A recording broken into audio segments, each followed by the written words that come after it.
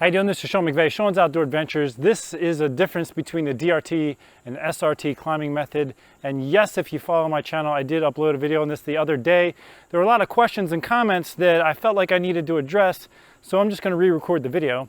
I started off the video by introducing the throw ball, and I like to use just a tied loop on the end of my throw string so that I can put it through the metal loop on the throw ball, put that around the throw ball, and then you can remove that for when you want to pull your climbing rope over the limb.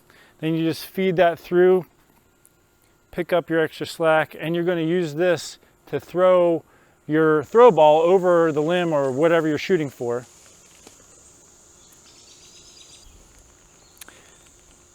And as I showed in the other video, you then clip it on and pull it up over the limb.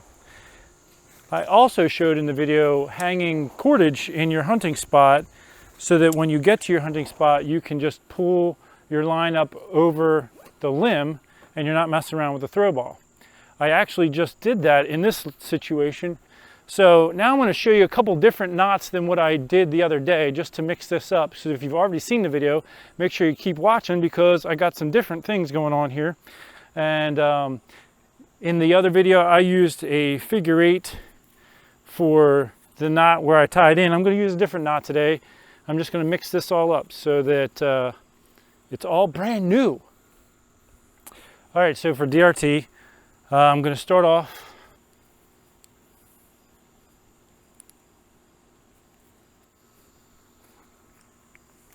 all right, so clove hitch. So now I'm going to take about, now you got to remember when you're doing DRT, you're only going to be able to go up as high as this bridge line that you're tying off. So I have a little bit longer arms, so I could probably get away with close to 20 inches. A lot of people will start with about a foot, but with this here, you can actually adjust that in just a minute. So you're going to go around your main line 2 times, and then around, around your finger, and then above your finger 2 times. So now you're going to go over the tag line here and behind your line coming down, and then you're going to slide this up through, and then you're going to form your knot nice and clean, tighten everything up. Then you want to tie a knot in here just for safety, like a figure 8.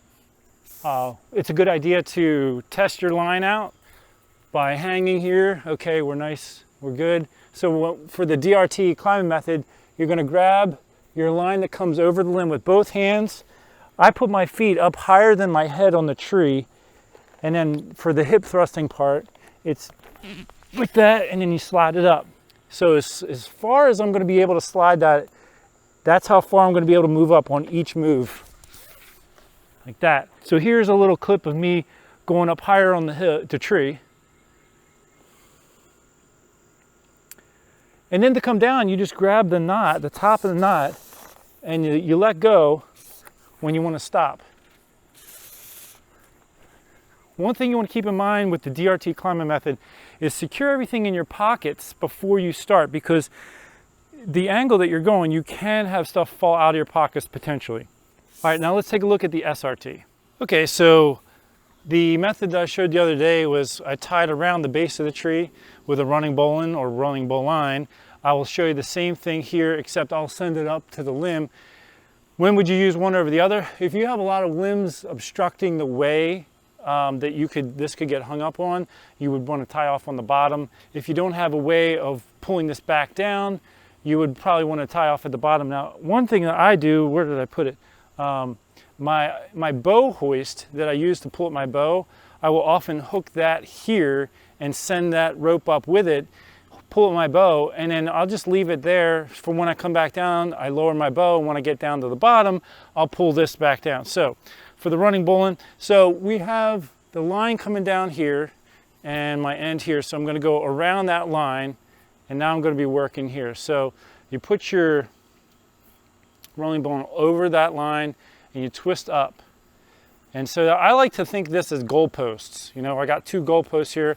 I'm going to go around the goalpost, down the hole, and then I feel a little bit more secure when you do the Yosemite. So you're going to come back over the top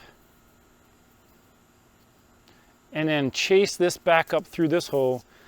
And that just makes this whole thing a little bit more secure. I made this extra huge.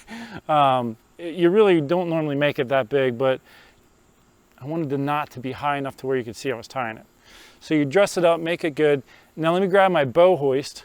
So for my bow hoist, I'm just going to throw a carabiner in that, and then I'll just hook it right on here. And normally this will be hooked up to my bow, so I'm just going to pull the line out now.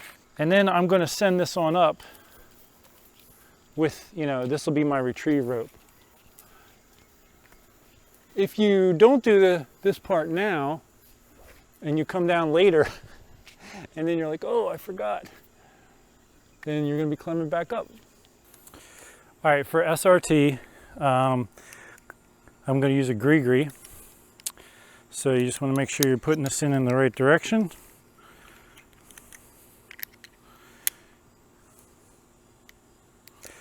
Now for the hand descender, the method I showed the other day did not require anything other than the hand descender. Person that was giving me a hard time really wanted me to follow, I think, what is the more typical approach would be to put a carabiner or also with a pulley on there for this step. But I'm just going to use the carabiner for simplicity. And basically what you'll do is hook your line through there. So I will first show you what most people typically do. Now, one thing, the reason why I was doing it a little differently is because this is an arborist thinking in arborist thought process for using the SRT. I am a hunter, so my goal is a little bit differently. I want to get up the tree, but I want to do it with the least amount of noise and sweat as possible. So typically you'll have a line coming off your hand descender that you put your foot in, and by putting this up through the carabiner, you can just kind of pull down as you work your way up. Now this particular method is a full body workout. So you're going to put the hand descender up and step up. Do it again. I'm using my arms and my legs. Full body workout, and I'm already sweating. So if you want to use an SRT ascending this way, you're working your arms and your legs. Now as a hunter, here I'm going to come back, take this off and come back down. I'm going to belay down real quick and just hold my line out to the side so I can control it. Belay down. So as a hunter, you want to minimize noise and you want to minimize how much of a sweat you're breaking because you don't want to stink. But here's another thing. We're all familiar with what is called buck fever. The more tired your legs and your arms are when you get into your hunting position, the harder it is to control buck fever. So you need to think like a hunter, not as an arborist. So that whole body workout I just did tired my legs out, tired my arms out. So what I really want to do is try to conserve my arms and legs as much as possible. And I'm going to put that carabiner away.